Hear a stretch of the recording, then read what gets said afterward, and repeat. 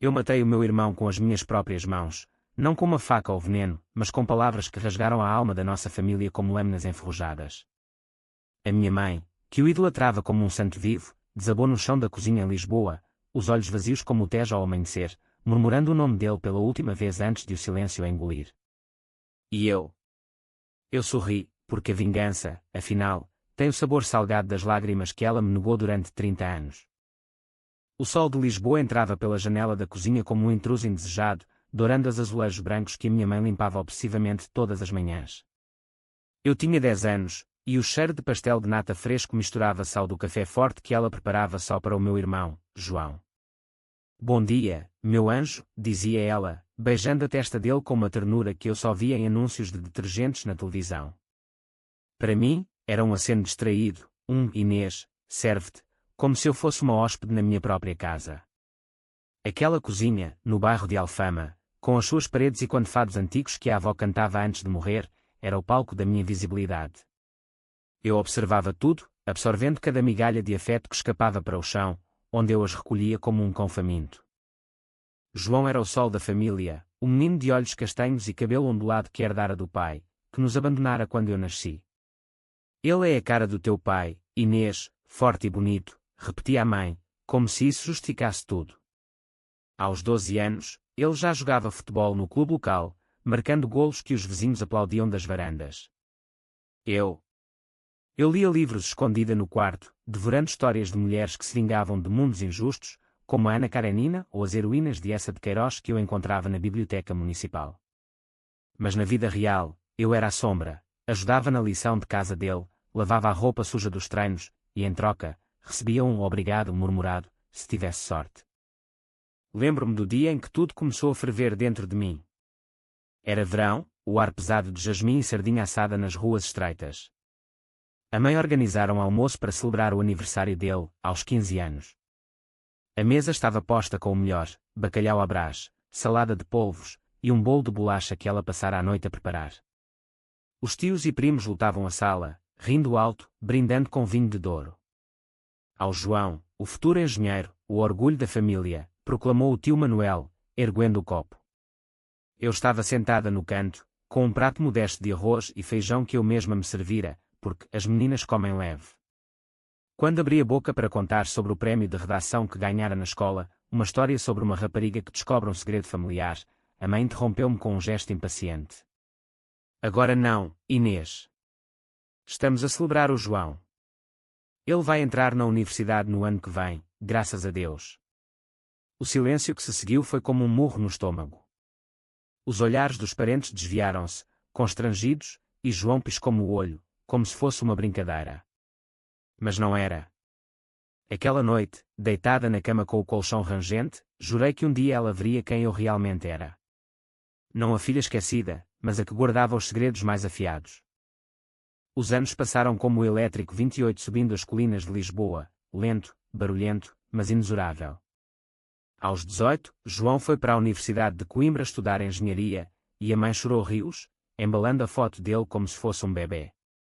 Eu, com notas impecáveis, inscrevi-me em Direito na Nova de Lisboa, mas a reação dela foi o encolher de ombros. Bom, pelo menos não gastas tanto como ele. Pagava as propinas com um emprego de meio tempo numa pastelaria no Chiado, servindo turistas suados que pediam pastel de nata com sotaque americano, enquanto sonhava com o dia em que provaria o meu valor. As cartas que João enviava, cheias de histórias de festas, namoradas e aprovações fáceis, eram lidas em voz alta à mesa do jantar, como evangelhos. Eu escrevia as minhas próprias cartas, sobre as discussões acesas em sala de aula sobre justiça e traição, mas elas ficavam guardadas na gaveta, amareladas pelo tempo. Regressei a casa nos fins de semana, e a rotina repetia-se, ajudar a mãe nas limpezas, ouvir as queixas dela sobre o meu pobre João, que trabalha tanto.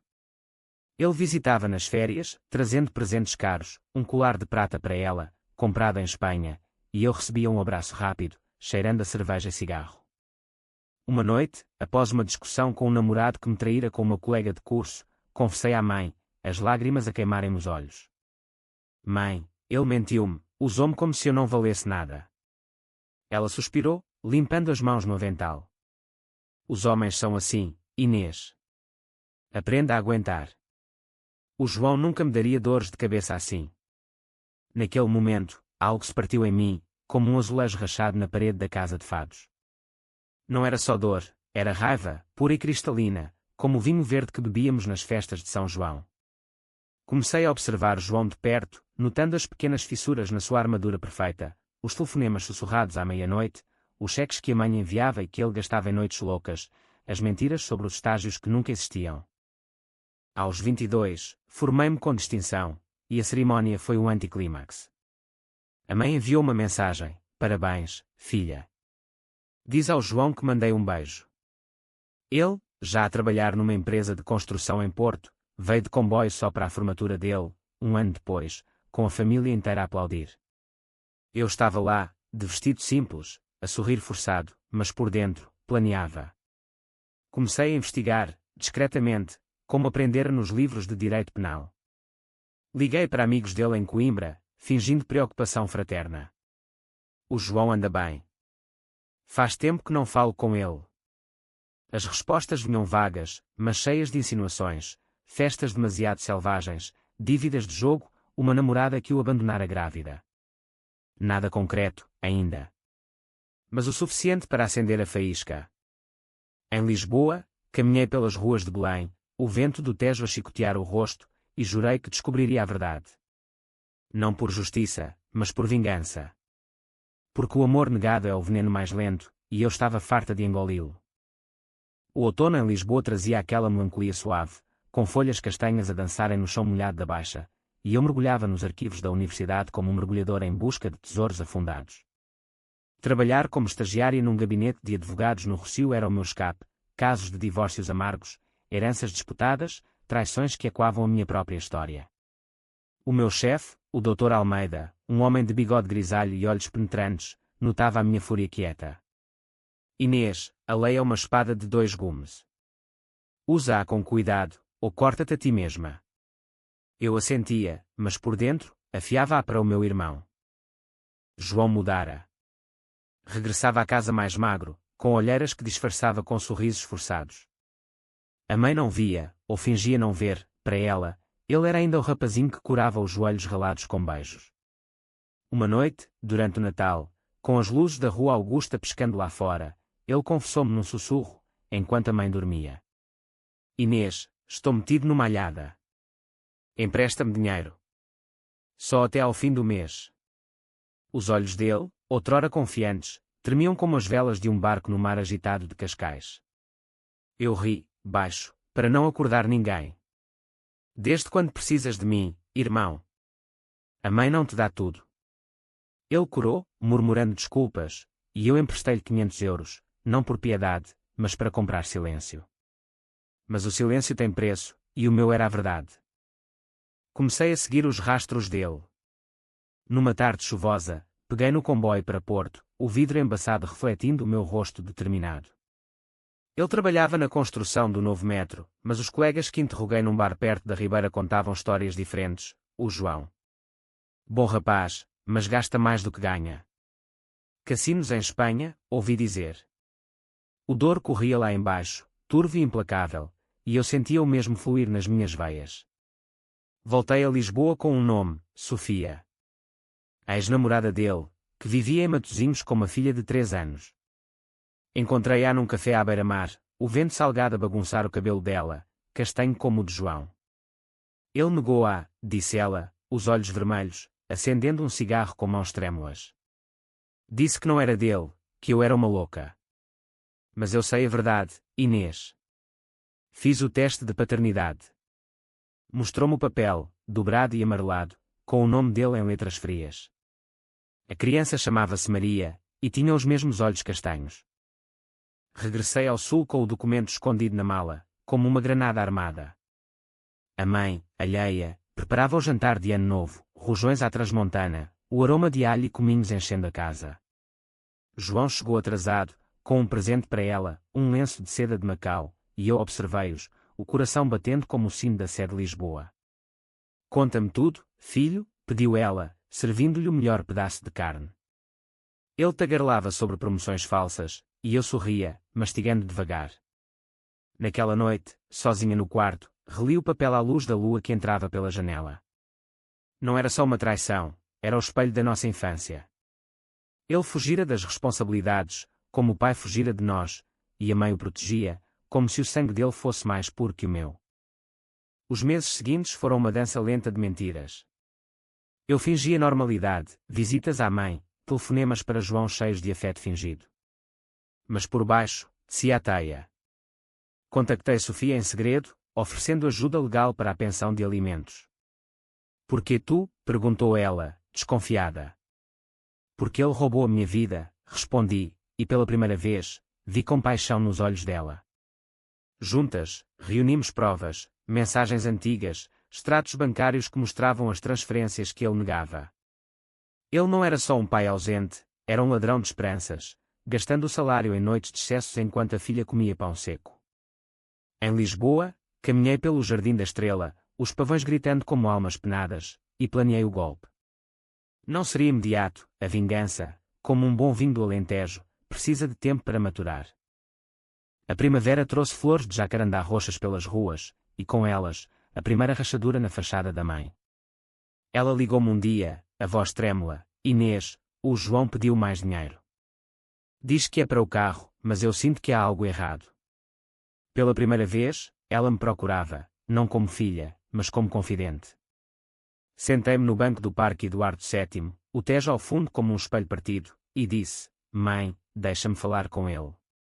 Eu resolvo." Ela hesitou, mas cedeu, e naquela chamada, eu confrontei suavemente: "Irmão, conta-me a verdade. Sobre a Sofia." O silêncio do outro lado foi ensurdecedor, como o fim de um fado. "Não é nada, Inês. Uma aventura." Mas eu sabia. E saber é o primeiro passo para destruir. O verão de 2025 caiu sobre Lisboa como uma manta pesada, o ar denso de calor e promessas não cumpridas. Eu trabalhava agora como advogada júnior no mesmo gabinete, lidando com casos de custódia que me faziam reviver a dor de Sofia. João, cada vez mais encurralado, ligava-me semanalmente, pedindo socorro disfarçado de confidências. "Inês, tu és a única que me entende", dizia ele, a voz rouca de noites sem dormir. E eu ouvia, anotando cada palavra como evidência num processo. A mãe, com os seus 60 anos a pesarem nos ombros curvados, começava a questionar: por que é que ele não vem visitar? "O meu menino está mudado." Eu plantava sementes de dúvida, sutis como o perfume de laranjeira nas ruas de Moraria: "Talvez esteja ocupado com responsabilidades, mãe." Adultas. Descobri o resto numa viagem a Porto, disfarçada de fim de semana com amigos. Aluguei um quarto modesto na Foz do Douro, o mar Atlântico rugindo como um coro grego de vingança. Sofia encontrou-me num restaurante de peixe fresco, a filha Maria brincando com conchas na areia. A miúda era a imagem cuspida dele, o mesmo queixo quadrado, o mesmo riso contagiante. Ele veio uma vez, contou Sofia, os olhos fixos no horizonte. Trouxe um urso de peluche e prometeu o mundo. Mas no dia seguinte, desapareceu. Disse à família que era um erro meu. O ódio dela era um fogo baixo, controlado, mas o meu era uma labareda. Mostrou-me mais, fotos de mensagens onde ele a ameaçava com processos se ela o denunciasse, e um áudio gravado, a voz dele fria como o aço: "Não estragues a minha vida por causa disto." Voltei a Lisboa com o coração endurecido como o basalto dos penhascos da Arrábida. Comecei a compilar o dossiê, documentos, testemunhos, até um relatório médico da gravidez de Sofia datado do tempo em que ele jurava celibato à mãe. "O meu filho é um santo", repetia ela, mas eu via as fissuras, as noites em que chorava sozinha, o terço apertado nas mãos calejadas de tanto lavar roupa alheia. Eu ajudava-a agora, não por amor, mas por estratégia, cozinhava feijoada aos sábados, ouvia as queixas dela sobre a vizinha fofoqueira. "Tu és uma boa filha, Inês", disse ela uma vez, tocando-me o braço. Aquelas palavras, tão raras, cortavam como vidro. Porque vinham tarde, e por um preço que ela ainda não pagava. João veio a casa em agosto, fugindo do calor do norte. O reencontro foi um teatro, abraços efusivos, vinho tinto de mesa, histórias inventadas sobre projetos grandiosos. Mas à noite, no terraço com vista para o castelo de São Jorge, ele desabafou: "Estou falido, Inês. Perdi tudo no casino de Badajoz." E a Sofia?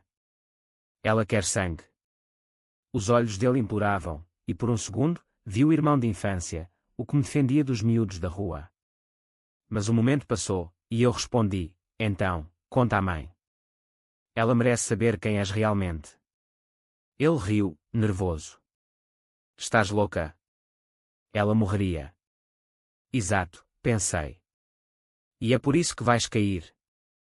Nos dias seguintes, fingi solidariedade, emprestei-lhe mais dinheiro, marquei uma consulta com um terapeuta amigo meu, que me passou gravações das sessões, João admitindo as dívidas, a paternidade negada, os cheques falsos à empresa. Cada palavra era uma bala no meu arsenal. Caminhava pela marginal de Alcântara ao entardecer, o sol poente tingindo o céu de laranja como sangue diluído, e imaginava o dia do julgamento. Não num tribunal, mas na cozinha da mãe, onde tudo começara. A vingança não seria legal, seria pessoal, visceral, como um duelo ao amanhecer em Alfama. A oportunidade surgiu em setembro, com o Festival de Sintra a encher as ruas de turistas e música. A mãe planeava uma viagem familiar, para nos unirmos de novo, disse ela, os olhos brilhando de esperança. João aceitou relutante, e eu organizei tudo, o quarto no Hotel Palácio de Setiais, os passeios pelos palácios românticos. Mas o meu plano era outro. Convidei Sofia em segredo, prometendo um encontro pacífico. Ela veio, com Maria ao colo, e eu gravei tudo, a chegada dela ao jardim do hotel, o choro da criança ao ver o pai pela primeira vez em anos. João congelou, o rosto pálido como a lua de pedra do Palácio da Pena. O que raio é isto? Sussurrou ele. A verdade, irmão, respondi. A mãe, alertada pelo barulho, desceu as escadas de mármore, e o mundo parou. O ar de Sintra era fresco, carregado de névoa e segredos antigos, como os que os reis guardavam nos seus palácios de conto de fadas. A mãe parou no topo da escadaria, o robe de seda azul esvoaçando como asas de um anjo caído, os olhos arregalados perante a cena, João ajoelhado no relvado úmido, Sofia de pé com a filha nos braços, e eu, a orquestradora silenciosa, com o telemóvel a gravar cada segundo. O que se passa aqui? Perguntou ela, a voz um fio tênue, como o canto de um pássaro ferido. João ergueu-se, trêmulo, murmurando desculpas incoerentes. Mãe, é um mal-entendido. Ela é uma uma louca. Mas Sofia avançou, a criança choramingando contra o peito dela. Diz-lhe, João. Diz à tua mãe que negaste a tua própria filha. O silêncio que se seguiu foi mais ensurdecedor que o rugido das cascatas próximas. A mãe cambaleou, apoiando-se na balaustrada de ferro forjado, o rosto contorcido em agonia. Filho. É verdade. João olhou para mim, suplicante, mas eu mantive o olhar fixo nela, deixando as palavras de Sofia fluírem como veneno doce. As noites de promessas quebradas, o teste de ADN escondido, as ameaças sussurradas ao telefone.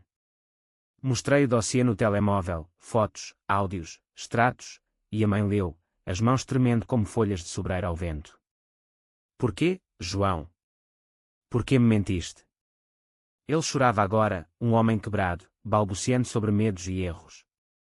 Mas para ela, não havia desculpas. Tu eras o meu tudo, sussurrou ela, e desabou no chão, soluçando como se o coração se partisse em pedaços. Eu fiquei ali, imóvel, sentindo o peso da vingança como uma coroa de espinhos. Não era triunfo, era libertação, amarga como um medronho que bebíamos nas festas do interior. Sofia levou a criança para longe, murmurando um obrigada, que quicou no vazio. João tentou aproximar-se da mãe, mas ela ergueu a mão, vai-te embora. Não és meu filho. Ele olhou para mim, os olhos flamejando ódio. Tu fizeste isto, Inês. Tu, a irmãzinha perfeita.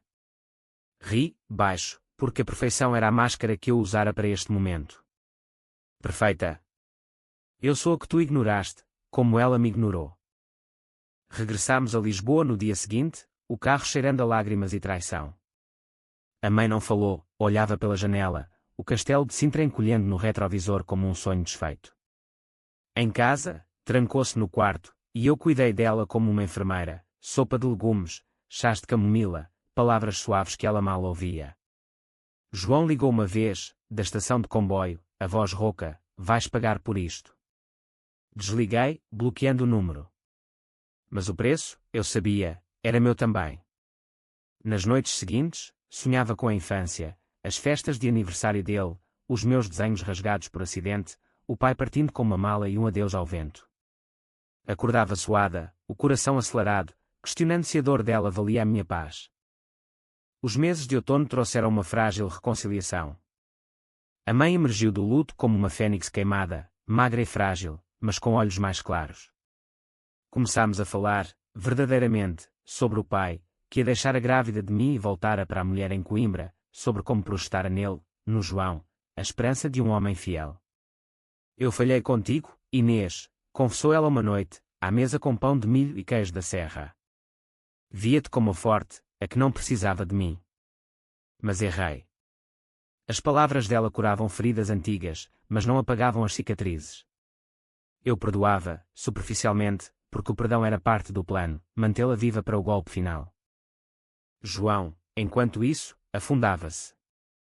Perdeu o emprego em Porto por desfalque, cheques falsos para cobrir dívidas de jogo, e vagueava como um fantasma, ligando de números desconhecidos. Sofia ganhou a custódia provisória, graças ao meu apoio legal, e a pensão começou a morder-lhe o salário. Ele culpava-me em mensagens furiosas: destruíste a família, monstro. Mas eu respondia com silêncio, saboreando o eco da sua queda. Em Lisboa, o inverno aproximava-se com chuvas torrenciais, lavando as ruas como lágrimas tardias, e eu preparava o último ato. Não bastava expor, era preciso enterrar.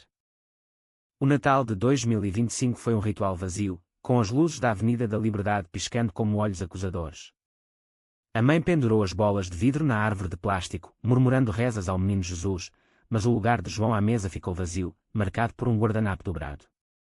Eu servi o bacalhau cozido, o cheiro de azeite e cebola misturando-se ao de ausência, e pela primeira vez, ela elogiou-me abertamente: Inês, isto está perfeito. És tu quem segura esta casa agora. As palavras doces, mas eu via o vazio nos olhos dela, o buraco onde o filho perfeito vivera. E era aí que eu cravaria a última lâmina. Descobri o segredo final numa pesquisa noturna, o ecrã do portátil iluminando o meu rosto como um espectro. João não era só um pai negligente, roubara da empresa, mas pior, falsificara documentos para encobrir um acidente no estaleiro do metro, onde um trabalhador imigrante brasileiro morrera soterrado. O relatório oficial culpava falha mecânica, mas e-mails hackeados, graças a um contacto no TID Porto, mostravam a assinatura dele a aprovar cortes de segurança para poupar custos. O homem chamava-se Carlos, pai de 3, sepultado num caixão simples em Alfama, onde a mãe acendera uma vela por todas as almas perdidas. Ironia cruel, o mesmo bairro onde crescéramos. Contactei a viúva de Carlos, uma mulher de olhos escuros e mãos calejadas de costura, num café em Moraria. Ele era o sustento da família, disse ela, a voz firme apesar das lágrimas. E o seu irmão? Ele sabia. Mostrei-lhe as provas, e juntas, montámos o caso, denúncia anónima à Inspeção do Trabalho, com cópias para a imprensa. Mas o golpe final seria pessoal. Convidei a mãe para um jantar no Bairro Alto, num restaurante de fado onde as guitarras choravam segredos. Quero celebrar-nos, disse eu, e ela aceitou, vestindo o vestido preto de luto. Naquela noite, o ar cheirava a ginginha e saudade. Sentámo-nos à mesa de madeira escura, o candeeiro de latão lançando sombras dançantes. O fadista cantava Estranha Forma de Vida, e eu esperei o momento. Quando o prato principal chegou, rojões com arroz de pato, revelei tudo, o dossiê completo, as mortes, as mentiras. Mãe, o João não é o anjo que querias. Ele matou, indiretamente, e fugiu como o pai. Mostrei os e-mails, as fotos do funeral de Carlos, a criança Maria a chorar por um pai ausente. Ela leu, página a página, o rosto endurecendo como mármore de Sintra. Não pode ser, murmurou, mas os factos eram implacáveis. Quando terminei, o silêncio foi roto pelo som de um copo a quebrar, o dela, estilhaçado na mão trêmula. Eu criei um monstro, soluçou ela, e pela primeira vez, vi ódio nos olhos que me ignoraram por décadas. Liguei para João ali mesmo, em alta voz, vem a Lisboa. A mãe quer falar. Ele chegou na manhã seguinte, desgrenhado e desesperado, batendo à porta como um mendigo. Entrou na cozinha, o sol de inverno filtrando-se pelas cortinas de renda, e ajoelhou-se aos pés dela. Mãe, perdoa-me. Foi um erro. Mas ela ergueu-se, lenta, como uma rainha destronada. Erros. Mataste um homem, abandonaste uma filha, mentiste-me a vida toda. Sai da minha casa. Ele virou-se para mim, os punhos cerrados. Tu orquestraste isto tudo, não foi? A vingança da irmãzinha rejeitada. Sorri, calmo. Rejeitada? Sim. Mas justa. A mãe, com voz de aço, acrescentou: vai-te, João. Ou chama a polícia. Ele saiu, porta a bater como um trovão, e o silêncio que se seguiu foi o nosso novo começo, ou fim. O ano novo amanheceu cinzento em Lisboa, com chuva fina a lavar as ruas como um batismo tardio. A mãe mudou, cortou o cabelo curto, comprou roupas práticas, inscreveu-se num curso de pintura na Sociedade Nacional de Belas Artes. Quero aprender a ver o mundo como é, Inês, não como sonhava, disse ela, pincel na mão, traçando linhas duras em tela branca. Eu observava, de longe, sentindo o vazio da vitória. João desaparecera, rumores de Espanha, fugindo de mandados de captura por fraude e negligência criminal. Sofia ganhou a custódia total, e eu tornei-me tia postiça de Maria, visitando-a em Porto com brinquedos e histórias de princesas vingadoras. Mas a vingança cobra o seu preço em moedas de insônias. Nas noites quietas de Alfama, acordava com o eco das palavras da mãe: eu falhei contigo. Era verdade, mas agora, quem falhara? Caminhava pelo Tejo ao alvorecer, o rio calmo refletindo os arcos do aqueduto, e questionava o coração endurecido. O doutor Almeida, no gabinete, notara: a justiça é fria, Inês. Não te consumas. Mas o fogo ainda ardia, baixo, recordando as migalhas de afeto negadas. Um dia de primavera, a mãe chamou-me à cozinha, a mesma de sempre, agora com azulejos limpos de poeira antiga. Inês, perdoa-me. Não por ele, mas por nós. Abracei-a, sentindo os ossos frágeis sob a blusa de algodão, e chorei pela primeira vez em anos. Não era perdão completo, era um truce, como que as famílias portuguesas tecem após tempestades. Juntas, acendemos uma vela por Carlos na Sé, o incenso misturando-se ao cheiro de cera derretida, e pela avó, que cantara fados de perda e redenção. João reapareceu em junho, uma carta amarelada na caixa do correio: mãe, Inês, voltei. Quero consertar. A mãe leu-a em silêncio, depois rasgou-a em pedaços, deixando-os voar como confetes num vento de arroios. Ele que fique com os seus demónios, disse. Eu assenti, mas por dentro, sentia uma paz frágil. A família, outrora um castelo de cartas, era agora ruínas honestas.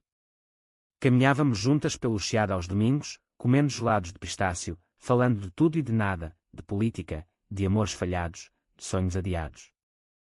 Anos depois, olhando para o mar da Ericeira, com a mãe ao lado, grisalha mas serena, percebi: a vingança não me fizera monstro, libertara-nos. O sol poente tingia as ondas de ouro, e pela primeira vez, senti-me vista, não como sombra, mas como luz. Lisboa, com os seus segredos e fados, ensinara-me que a verdade, por mais afiada, é o único caminho para a cura. E assim, vivemos, não perfeitas, mas reais, entre o sal do Tejo e o doce da reconciliação tardia.